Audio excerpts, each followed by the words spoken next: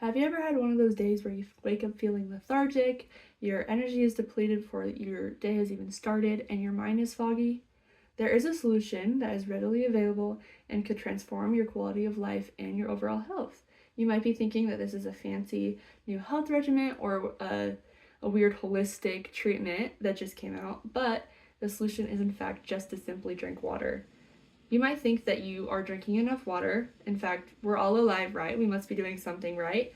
This way of thinking is actually incorrect, however. According to Lay Press, about 75% of Americans are chronically dehydrated, and about 42% of college students from a study of 201 universities are dehydrated. Insufficient water intake has been a global health concern, and it's caused is the link to tons of health concerns. Like you, I didn't realize that this was a big problem until I started doing research on it, and I saw that 75% statistic that majority of Americans are dehydrated. So this sparked my interest, and I kept researching. So I've done a good amount of research on this to be able to provide you with the correct information and educate myself. So while researching, I've paid attention to my own habits, and I actually thought I was drinking a lot of water. I thought I was pretty healthy. It turns out that I'm drinking way less water than I had originally thought. Like many of you, you probably, if you went and looked at all of the cups of water you drink a day, it'd probably surprise you how little water we drink. I value my health, and I want to open your eyes and provide you with accurate information to help us all become healthier and improve our quality of life. So today I'm going to offer a solution to combat dehydration and decrease the risk of numerous health issues that come with it. First, we'll discuss the health effects associated with dehydration. Next, I will propose a solution to prevent dehydration. And finally, I will evaluate what life would look like if we all follow my solution. Now that I've discussed the main points, let's begin by talking about the effects of dehydration. The problem is that dehydration comes with numerous health issues, and it impacts our quality of life. Picture Olivia, for example. She is a busy college student who's been suffering from dehydration for over a year. She balances her academic life and her work life. She has a very physically demanding job and often forgets to drink water. Her dehydration causes frequent dizziness, nausea, and fatigue. Each day, Olivia pushes through the pain and exhaustion while her dreams and ambitions are being laid down. Imagine the despair she feels knowing that something as simple as drinking water would be able to save her from this anguish and torment, but it is difficult to find time to drink that much water.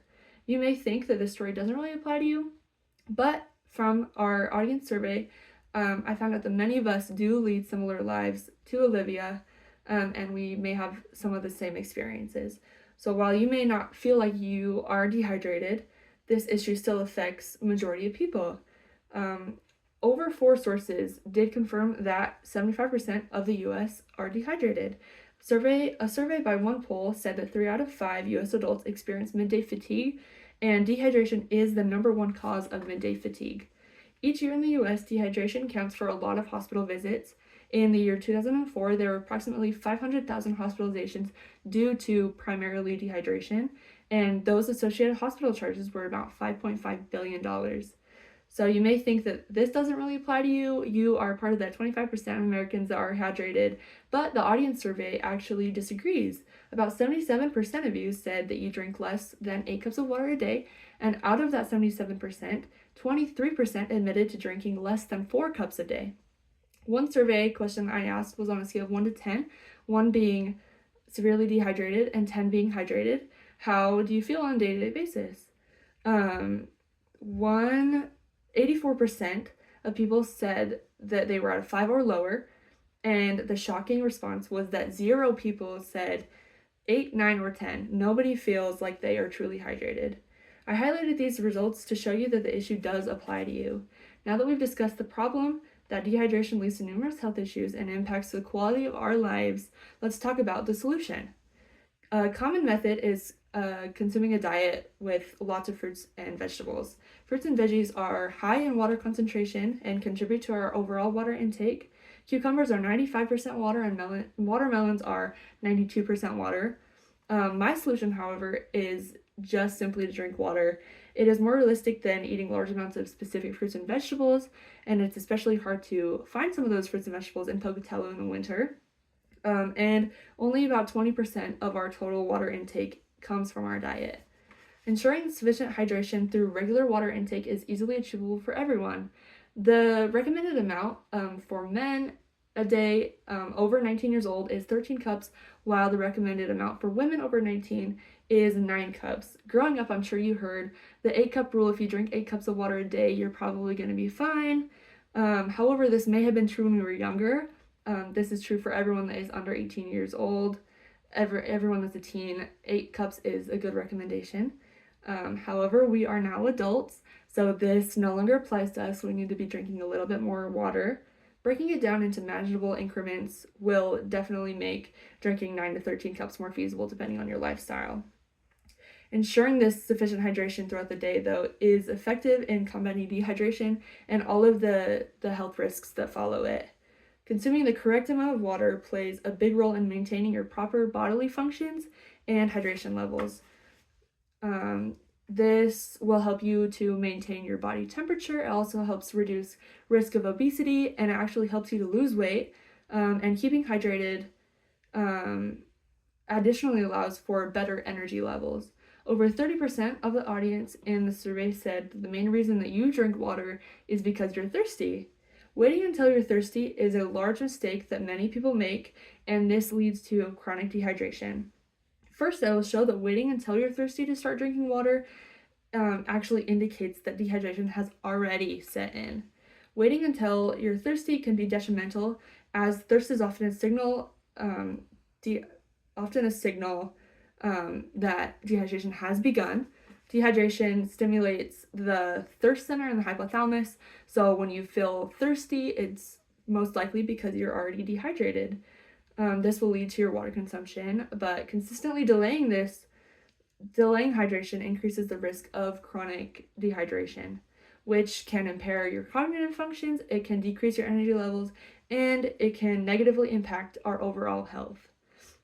Next, I will expose the dilemma that we either allow ourselves to drink water only when we're thirsty, or we drink adequate water before we get thirsty so that we prevent dehydration.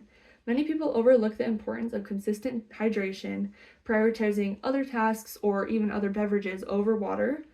Delay in hydration can disrupt bodily functions, impair cognitive functioning, and do so much more harm to your body. Neglecting poor hydration can lead to health issues like fatigue, headaches, and difficulty concentrating, which all impact your quality of life. By prioritizing regular water intake throughout the day, we can maintain hydration levels that support physical and mental health, and decrease the risk of dehydrated related complications. Embracing hydration as a fundamental aspect of self-care is beneficial, so let's visualize what the world would be like if the solution is implemented and not implemented. First, let's picture a world where dehydration is rampant and individuals neglect their body's need for water. Imagine the consequences of headaches, constant fatigue, compromised cognitive functioning, productivity is down, relationships are strained, irritability and discomfort are taking over the US, and overall well-being as a society has taken a nosedive. This is a reality of a society that overlooks the importance of hydration. Now, picture a society that prioritizes hydration. People are energized, alert, vibrant as they maintain hydration through the day. Imagine positive ripple effect on public health. Decreasing rates of dehydration-related illnesses will take place, and overall improved vitality of individuals will happen. This world is much more preferable than the previous one, and I know I would rather much live in a world like that. Now let's recap and explore the strategies for ensuring sufficient water intake throughout the day. First, we discussed the effects associated with dehydration and looked at Olivia's case study as an example. Next, we proposed a solution to prevent chronic dehydration, which is as simple as just drinking water. Finally, we have evaluated what life would look like if the solution wasn't or was implemented. To stay hydrated for yourself individually, start a plan right now, whether that means downloading an app, whether that means setting alarms, or carrying a water bottle. Make sure that you are able to get your 9 to 13 cups of water in daily, depending on your lifestyle. That may be less, that may be more. But carrying a water bottle or setting alarms may sound annoying and be uncomfortable, but I encourage you to embrace this discomfort so it can benefit your health. Let's all work together to be a part of that 25% of hydrated Americans, and let's also work together to increase that statistic.